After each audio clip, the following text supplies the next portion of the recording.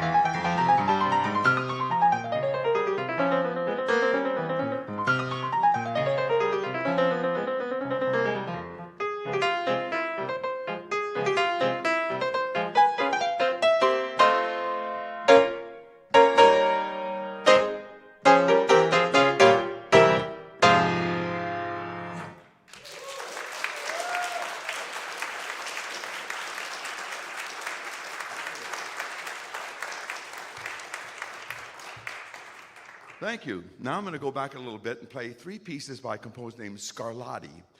Scarlatti is not as famous as other composers. He was born in 1685. That's the same year that Bach was born. Johann Sebastian Bach, or the father of classical music. And another famous composer named George Frederick Handel, who wrote probably the greatest piece for choir, The Messiah. Handel, Scarlatti, and Bach were all born in the same year, 1685. 1685 was a good year for music.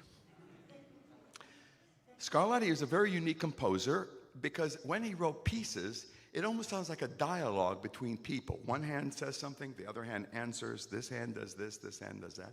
That's the way the first piece is. The second piece is called the Pastoral. And when I play these fast notes, trills, those are the birds in the trees. Pastoral meaning outdoors. And so you hear the birds twerping and singing and doing their thing. And the third piece is called the hunt. And it starts off with a horn call. And you can see horses galloping, and they're going out hunting for fox hunting. So these are very descriptive pieces, the three pieces by Domenico Scarlatti.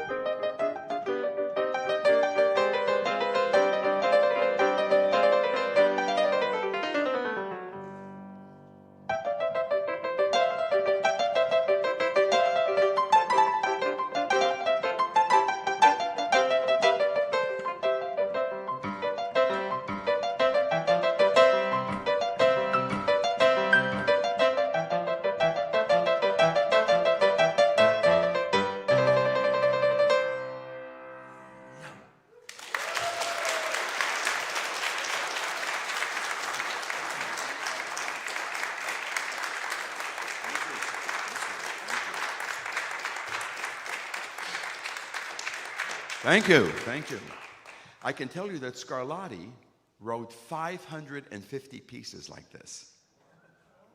You've heard 3 of them. And I heard, there's known that there was one musician, a pianist, who spent his whole life performing and learning all 550 of the Scarlatti sonatas. Next, I'm going to play you 2 pieces by Chopin. So Chopin was Polish. What's unique about Chopin is that he's the only composer who wrote just for the piano.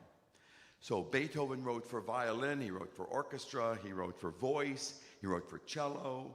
But Chopin, 99.9% of his music was just for the piano. So if you're going to be a pianist, you better like Chopin. I've never met a pianist who didn't like Chopin. So Chopin, as I mentioned, was Polish, and Poland was going through a struggle for their independence from Prussia, not Russia, but Prussia. And they were in the middle of the struggle. Chopin was living in Paris because after Beethoven died in 1827, the center of music went to Paris, where it was before in Vienna. So Chopin lived in Paris, others lived in Paris. So he wasn't in his native Poland. So he wrote these 2 pieces called the Tragic and the Military Polonaise. So they were written within a few days of each other, and they were published on exactly the same day. One is called Opus 40 number 1 and Opus 40 number 2. Opus is the numbering system of when you publish music. And so the Tragic Polonaise, of course, is tragic. He's sad. This is heavy. His people are struggling. Some are dying for their independence. And then he wrote the next piece, the Military Polonaise. It's not so much military as it is patriotic. At one point, you can hear a drum roll. So, a Polonaise is actually a national dance of Poland. Chopin wrote about 13 of these Polonaises. And it has a unique rhythm. The rhythm is bum, bum, bum, bum, bum, bum, bum, bum, bum, bum. So you'll hear it subtly in the first one. You'll hear it more obvious, I think, in the second one. But it's not like it's very obvious that you hear that throughout the piece. But it's this little dots and indications that this is a Polonaise with its Polish rhythm. So this is the Tragic and the Military Polonaise by Chopin.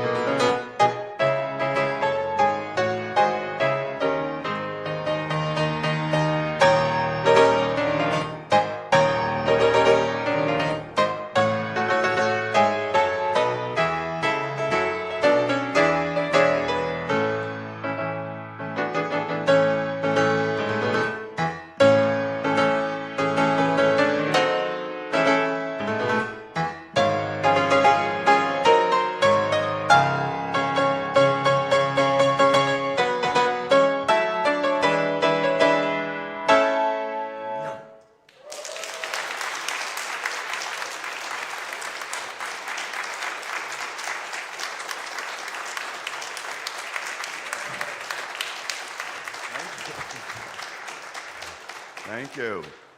Wow, you're enthusiastic. I'll play till midnight. The refreshments can wait. No.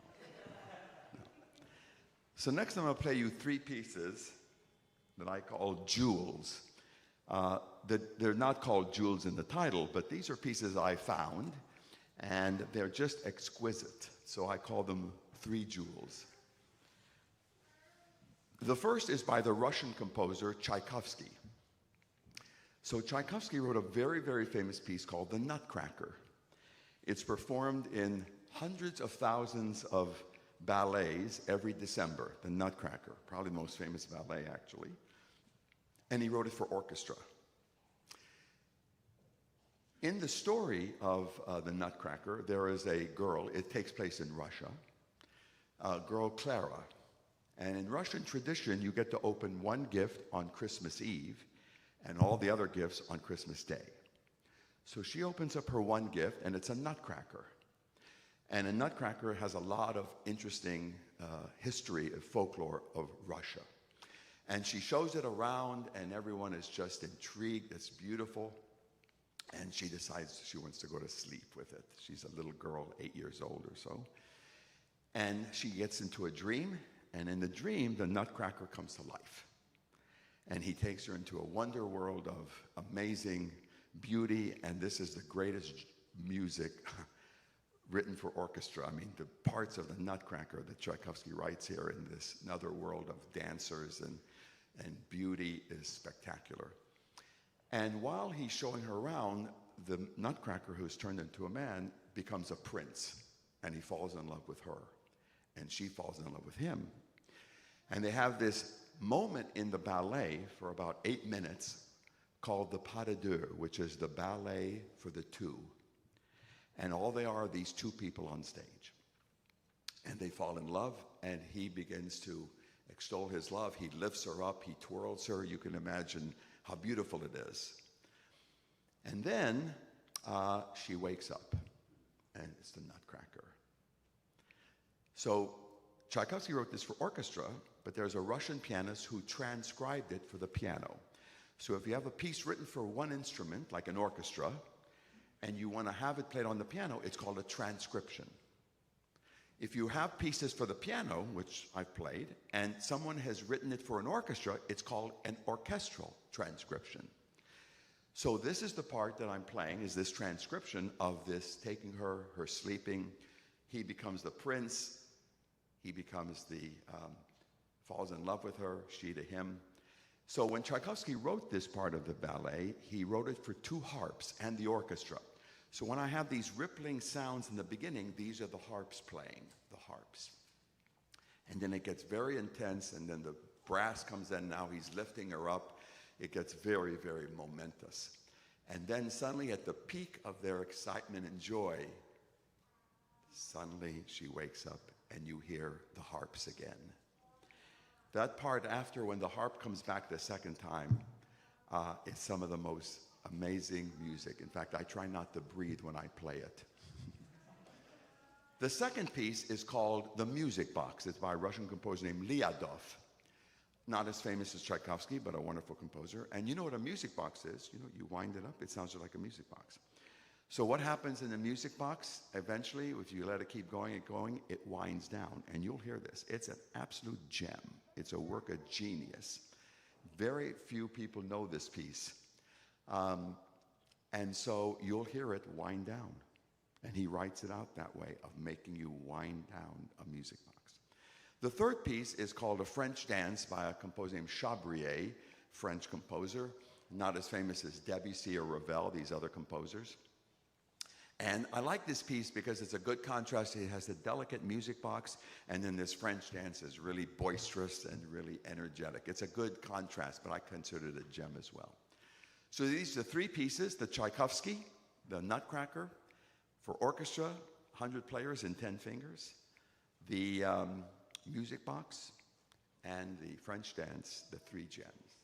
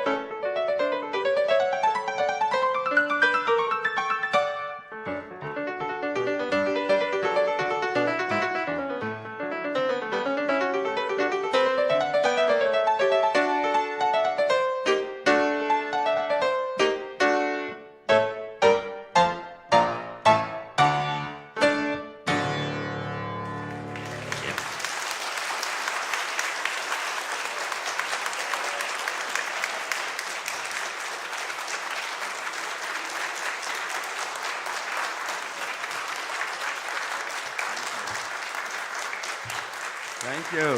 Thank you very much. Well, could you hear the music box slow down? Unwind, actually, right? It's amazing. It's magical the way he writes it out to imitate the unwinding of a music box. Next, I'm going to play you another piece by Chopin, and then after that, I'm going to share about myself. So Chopin wrote 4 pieces called ballades. And a ballade is the French word for a ballad. So you know what a ballad is? A ballad is a story. Somebody falls off a bridge and they write a story about it. Billy Joel dropped off the Marinacci Bridge or something, you know. You got to tell the story of Billy Joel from the bridge, you know.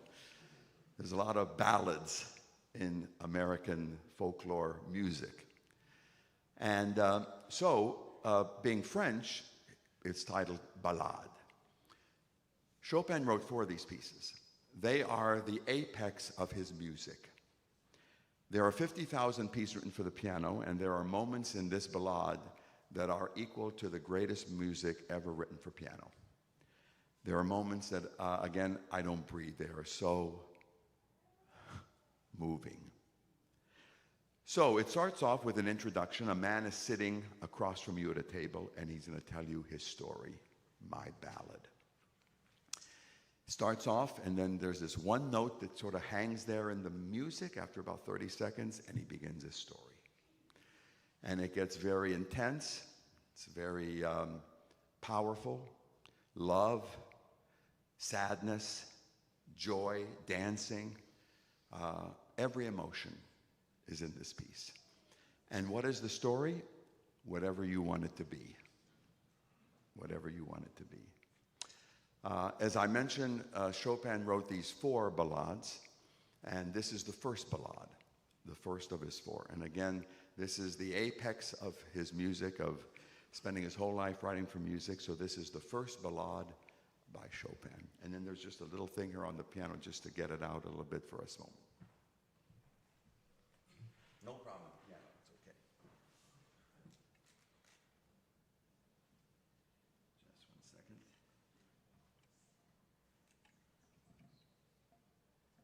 Just 1 second. Very good. Perfect.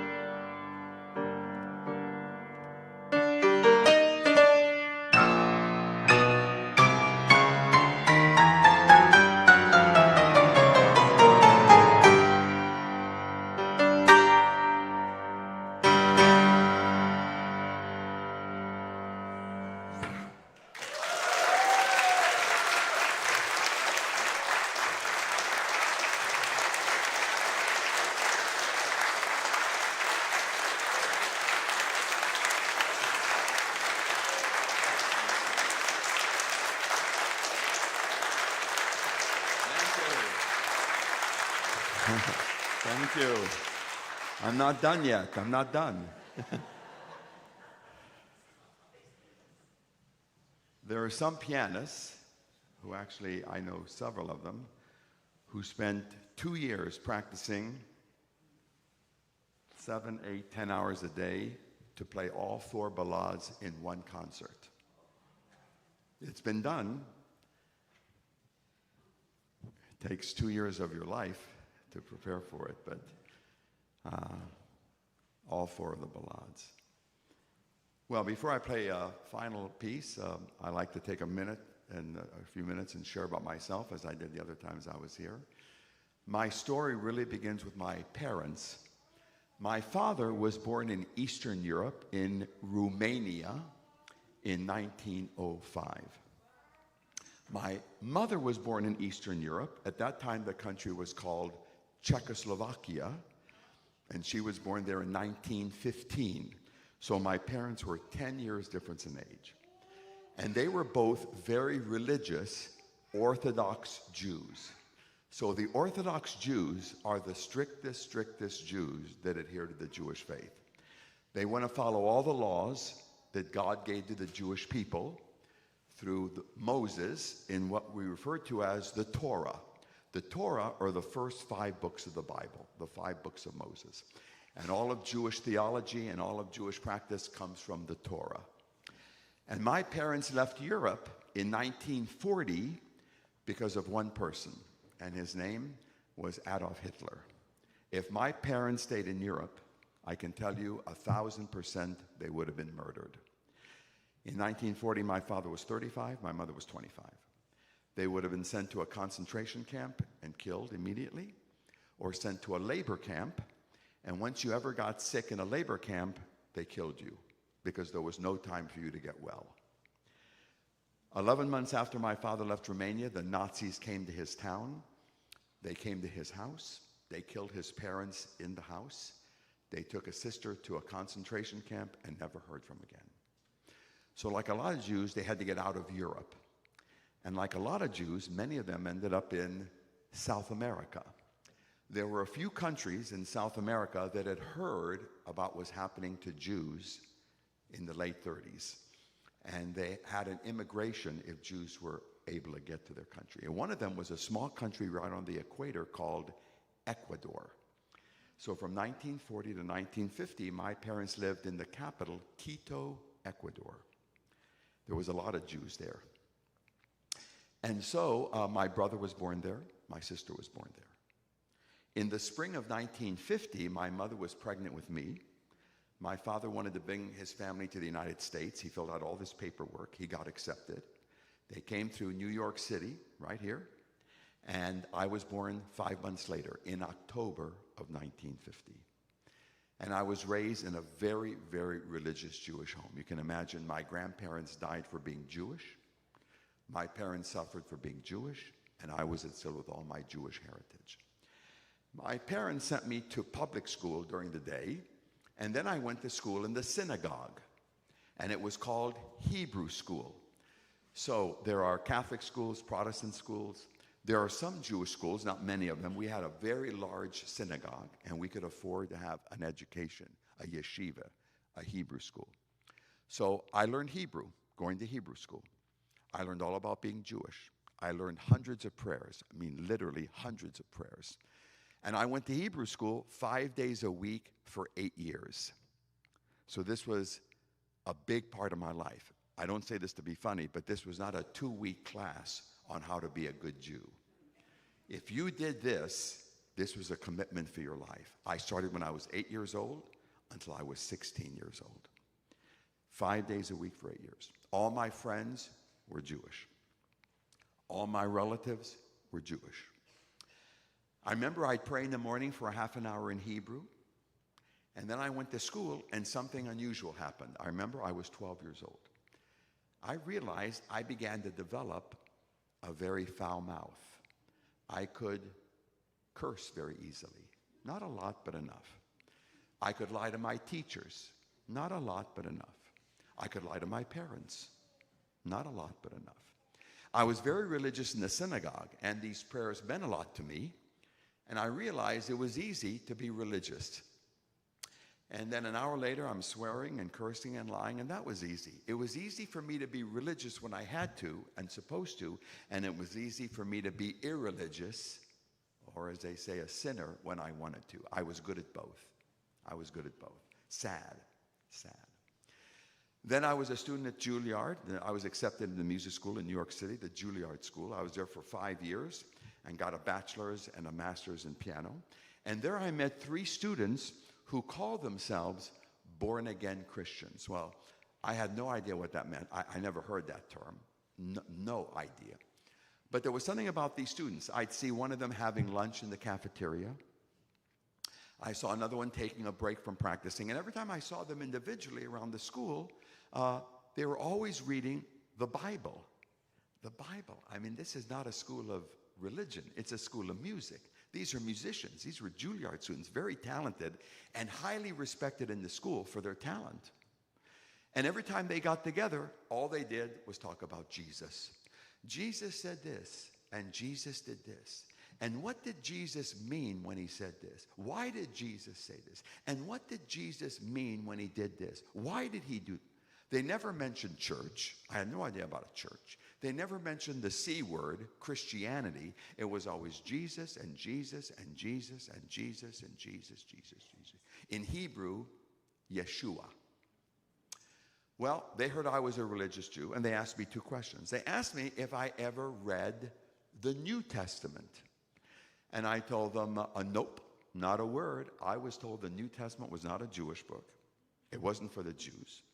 You'd never find a New Testament in our home. So I had no idea what was in it. Never saw one, read one, touched one. Zero knowledge, zero. I had not a word. I had an idea of what this book had.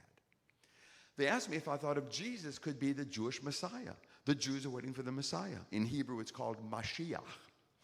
And I said, no, Jesus is not the salvation for Jewish people. But I was very moral. My parents suffered for me. They almost died for me. They sacrificed for me. So I didn't want to shame them. So I never drank alcohol. To this day, I still don't know what a beer tastes like. Never been drunk. And my thinking was, if I don't drink, I won't get drunk. And if I don't get drunk, I won't do something stupid and shame my parents. So I never drank, never was drunk, never took drugs. A lot of you relate to this.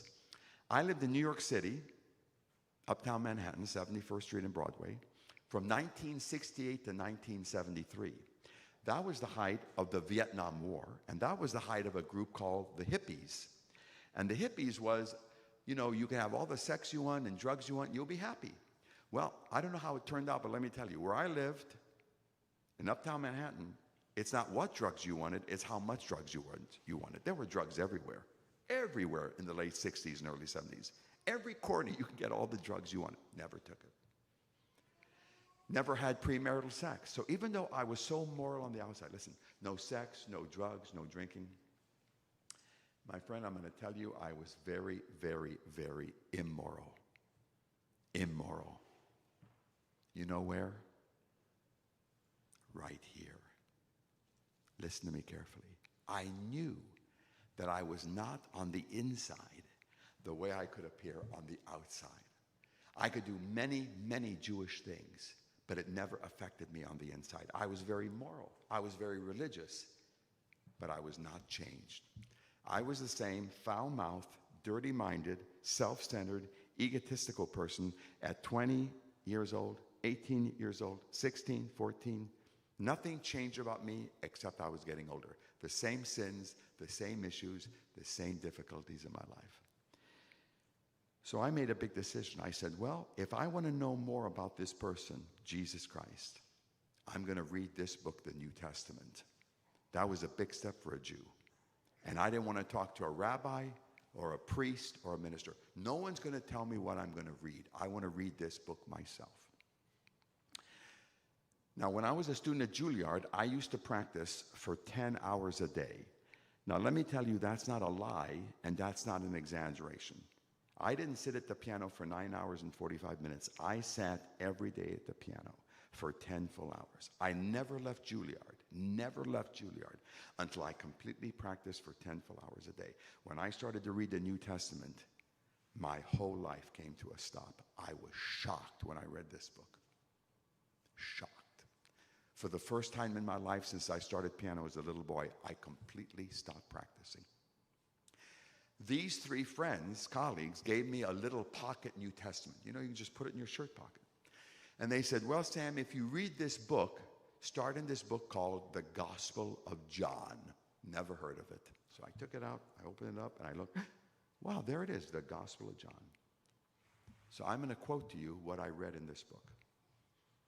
Here was a man, Jesus, who said of himself, I am the light of the world. Wow, are you kidding me? You know, as a religious Jew, the first book of the Bible, Genesis, in Hebrew, Bereshis, the beginning, God said, let there be light. And every Jew is taught that God is light. Every synagogue has an eternal light, the symbol of God's presence in the sanctuary. Every Sabbath starts with the lighting of Sabbath candles. Every Passover, which is tomorrow night, will begin with the lighting of candles, a symbol of God's presence. And now this man says, I'm that light. Here's a man, Jesus, who said of himself, I am the bread of life. Here's a man, Jesus, who said of himself, nobody comes to God, my Father, except through me. Now, I didn't say that. Jesus said that.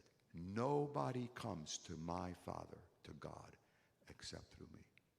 He who has the Son of God has life. He who does not have the Son of God does not have life. I am the vine, you are the branches. Without me, you can do nothing. Oh, no. Without God, I can do nothing. No, Sam. Without me, I'm telling you, you can do nothing. Sam, you want to know God? You want to serve God? You want to believe in God? You want to honor God? You serve me. You honor me. You serve me and love me and follow me. You believe in God, Jesus said, believe also in me.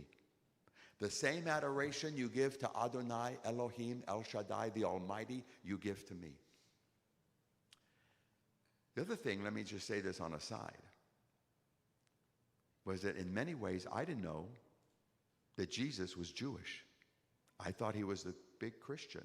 Isn't he the big poobah of Christians?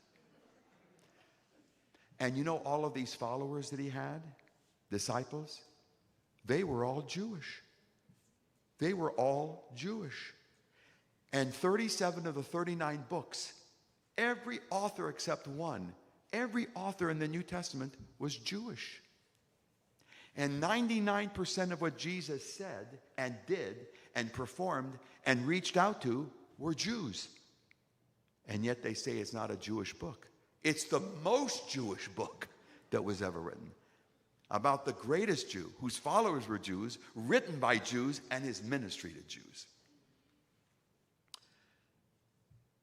So, I said, this man is too much. This is beyond the pale. You know who Moses is? Moses to the Jews? Moses never said he was the light of the world. Abraham, the father of the Jews, he never said he was the light of the world. And here was this man who said these words. I said, well, I'm going to throw away the book. I was going to throw away the book. I'm going to go practice. And at that moment, I said to myself, if this person, Jesus, who he says he is, let me repeat that again. If this person, Jesus, is who he says he is, who are you, Jesus? You want to know who I am, Sam? I am the light of the world. And if you don't believe it, I'm still the light of the world. And if nobody believed it, I'm still the light of the world. If he is who he says he is, I may be making the biggest mistake of my life, throwing this book away. I better listen to him. And then Jesus said he came for sinners. I was not a sinner. I was very moral. I was very religious. I spent my whole life looking good for God. I was on God's side. But Jesus said he came to bring forgiveness. And he said he came to change us on the inside. He called it a new heart, a new birth, a new life. A spiritual heart, a spiritual birth, a spiritual life. So I've played concerts in 62 different countries. You name a country, I've been there. I think I played in every country in Asia except North Korea. I played in several parts of Africa. I played all over Europe. I played throughout South America. I've been to Cuba twice. I was invited twice to give tours of concerts in Cuba. 28 concerts in Cuba. And you know why I was invited? Because they wanted people to hear classical music. And they allowed me to give this story of my faith at every 28 concerts, as long as I gave it at the concert. And let me tell you what I've learned. My friend, I don't care if your skin color is blue or orange or pink or black or white. I don't care if you're a Democrat, a Republican, an independent, a Communist Party, Socialist Party, Labor Party. I don't care what language you speak. I don't care where your culture from, because this is the reality in the world. The reality in our world is that every person in this world, which is 8 billion, and every person in this room, we are experts at hiding things. Hiding things. You know what's the first thing man did when he disobeyed God? He hid. He hid. And God had to say, where are you? You can hide things from your husband, your wife, your children, your parents. You can hide things from your boss at work, from a church. But let me tell you something. Nobody hides anything from this Jesus. In fact, it says he's going to disclose everything we've done and reveal the motive of our hearts. And even though I was so moral and so religious, please listen to me carefully, I thought I was clever enough with my tongue and crafty enough with my mind that I thought I could hide things from people and God. And on May 21st, 1971, next month it's going to be 54 years, May 21st, 1971, for the first time I prayed and I acknowledged Jesus Christ. And I'm going to tell you what I said. My name is Sam Rotman. My name is Sam Rotman. And Jesus, I want you to take over my life. It's very simple. I want you to tell me what to do, and I will not tell you what to do. I told him the lies I said. I told him the curse words I said, the immoral thoughts I had. I hid nothing from Jesus. You know something? You don't need to hide anything from Jesus, because you're not hiding anything. And I decided I'd make no excuses. You know, you can come to the person of Jesus Christ, and you don't need to give him an excuse for anything you've ever done in your life. In fact, if you give him an excuse, you're complicating it. You don't need an excuse. He doesn't want an excuse. He wants you just to tell him and receive forgiveness. It was a long prayer. I finished praying.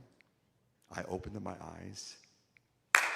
And instantly, in a billionth of a second, immediately, I knew that Jesus Christ completely transformed me on the inside. I'm telling you, I was shocked I stopped cursing. He completely cleaned my mouth. I remember I couldn't form a curse word with my lips if I wanted to. I had a dirty, filthy mind, and he cleaned it and changed it immediately, that night, that moment. I woke up the next morning and I thanked him and I thanked him and I thanked Jesus Christ, and I couldn't wait to get to Juilliard, and I went to every Jewish friend of mine in every practice room on the 4th floor where they all are, and I told them I've been transformed by the Messiah, and his name is Yeshua HaMashiach, Jesus the Christ. I've played over 3,400 concerts, and I can tell you, my friend, that all of my concerts are nothing. You know how much nothing is? Nothing. 3,400 concerts are nothing compared to having Jesus Christ. The greatest thing I ever did in my life, the most important thing I ever did in my life, was to give my life to Jesus Christ.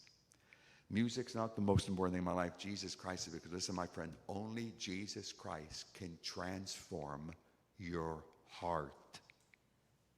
Listen. Your wife can't change you. Your husband can't change you. Your parents can't change you. Your children can't change you. The church can't change you. Your friends can't change you. The government can't change you. And let me tell you something. You cannot change you. You know who the hardest person to live with is? Yourself. But this is the miracle in the world. I told you the reality in the world is everybody's good at hiding things. The miracle in this world is that Jesus Christ actually transforms a human heart. That's mind-boggling. And he's done it to hundreds and hundreds and hundreds of millions of people in 2,000 years, and I'm one of them, little me. I'm one. You know why I was Jewish? I was born Jewish. That's the only reason I was Jewish. If I was born in Egypt, I would be a Muslim, and you would too. If you were born in India, where I've done many concerts, I've been there. If I was born there, I'd be a Hindu, or in Thailand, a Buddhist. 99% of the world is born into a religion. Why are you a Muslim? Why are you Jewish? Why are you a Hindu? Why are you a Mormon? Why are you Catholic? I was born. That's why you need another birth. It's called a second birth, to be born again, a spiritual birth. Can I tell you something? You know what's the first thing you'll see in any synagogue around the world?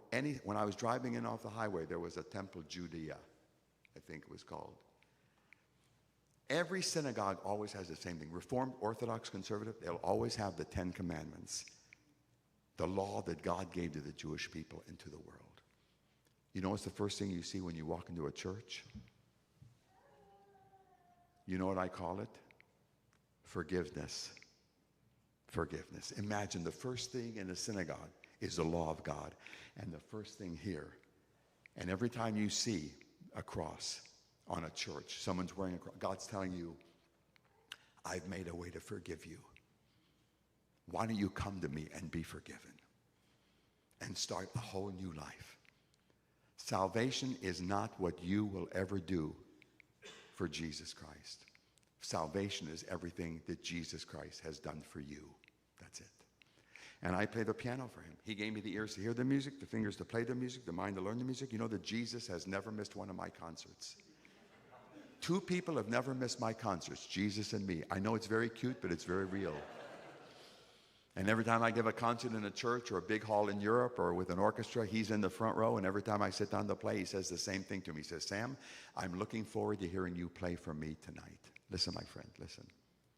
If I could look into each of your eyes, each one of you, if I was 3 inches from your nose, I would tell you with every fiber of my being, it is worth living for Jesus Christ. Listen, my friend, listen.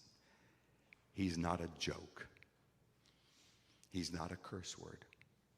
He's not hocus pocus magic. He's not even a nice Christmas story. He is the life and the light of life. He is the life and the light of life. Don't let anything become an excuse to keep you from the amazing life there is in Jesus Christ. My friend, I had a million excuses. My family for millennium were Orthodox Jews. Your past can disappoint you. People can disappoint you. Issues can disappoint. They're not worth it. He's worth it. And you can say like I did. Tell him your name.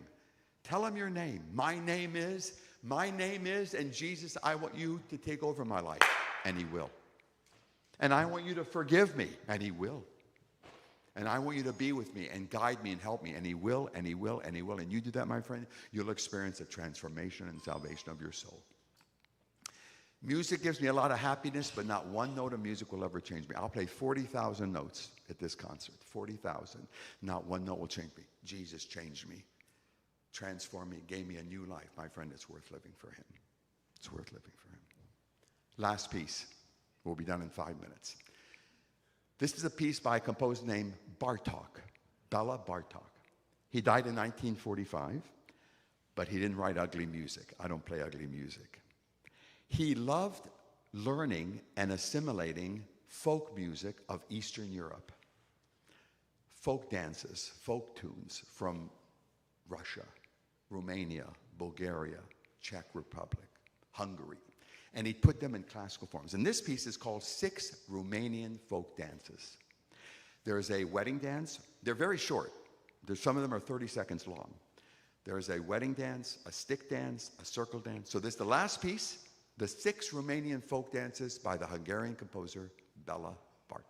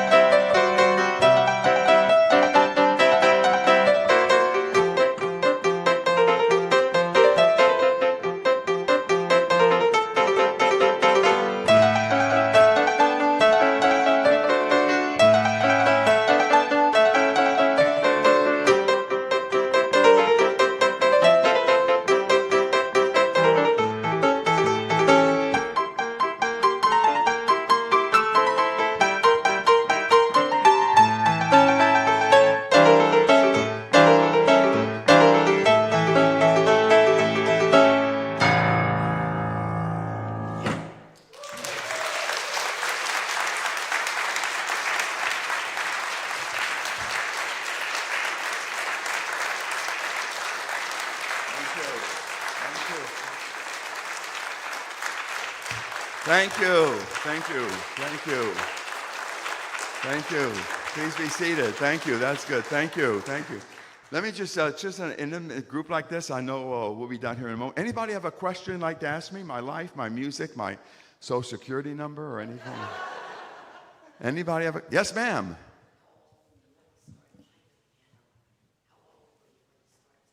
How old was I when I started piano? I was 9. Now, that's for some people that's a little late. Some people start when they're 6 or 5 or. I'm in music because of my mother. My mother loved classical music.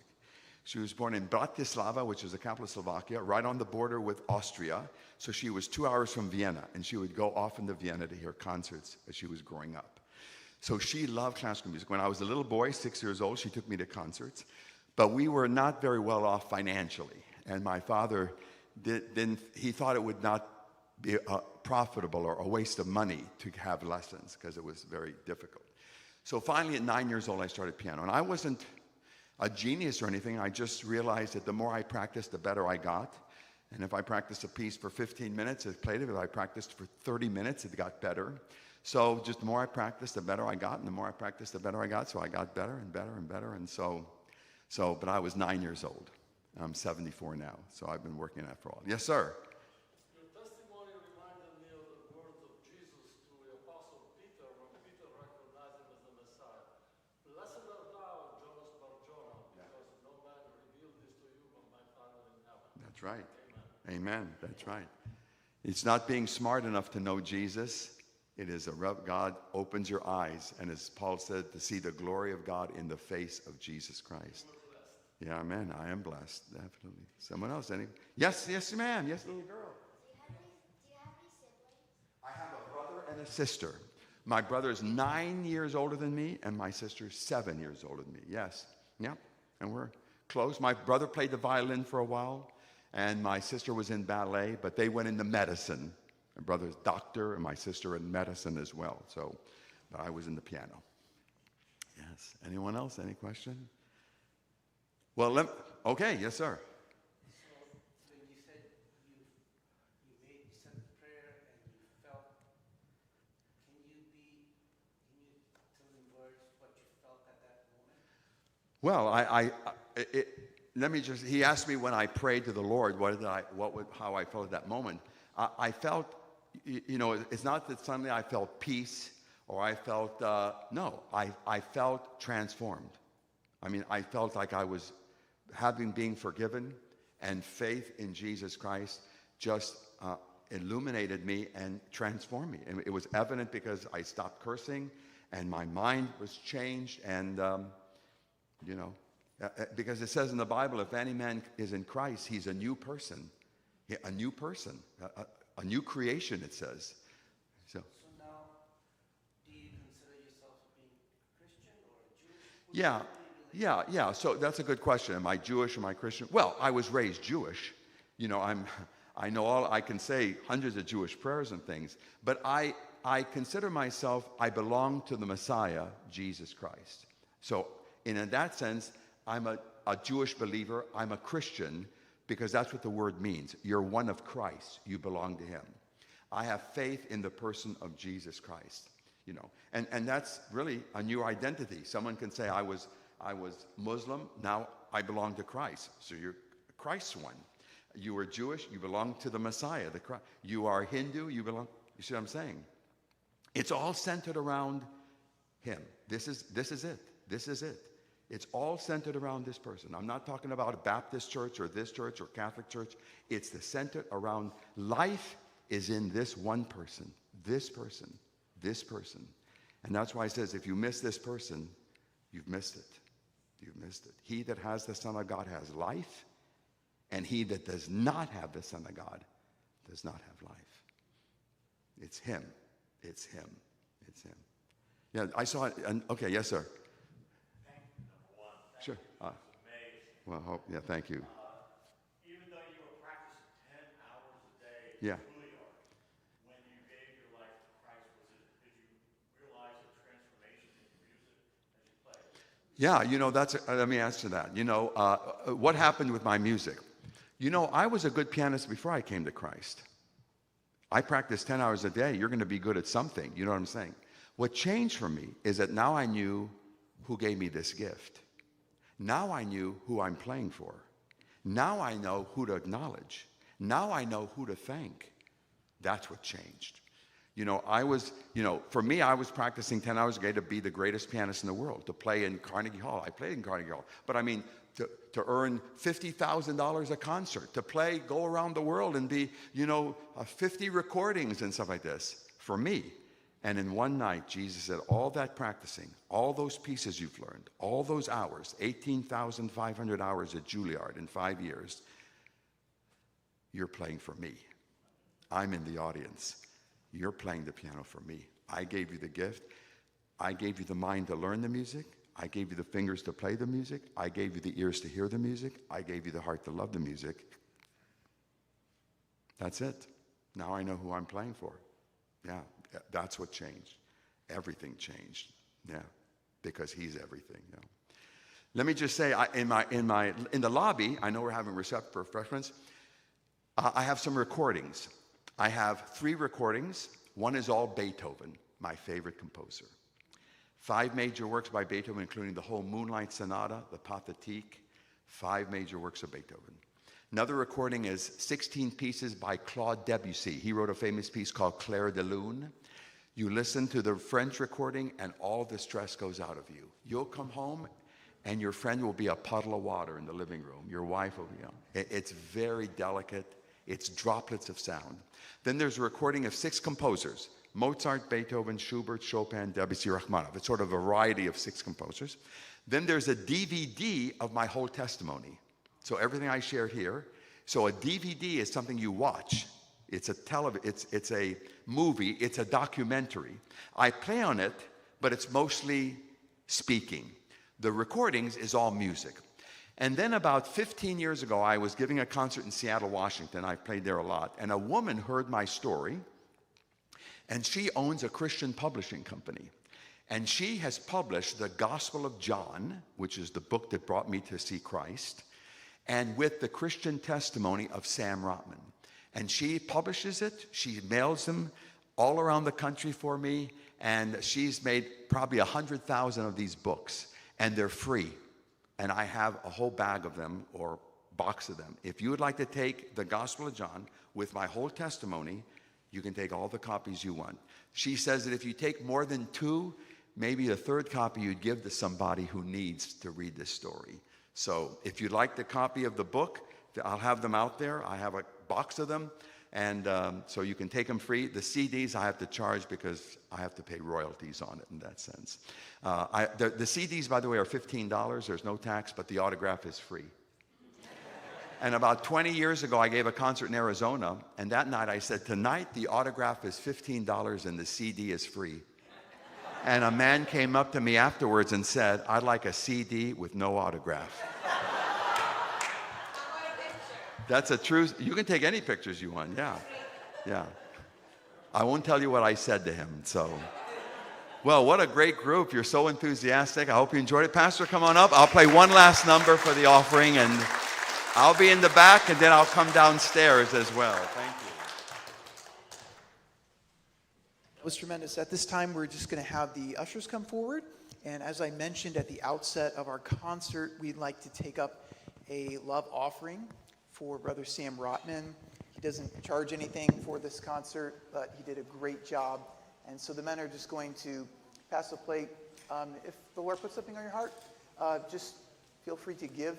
Everything will go to Brother Rotman. And if you write a check, please make sure you write it out to Sam Rotman, R-O-T-M-A-N.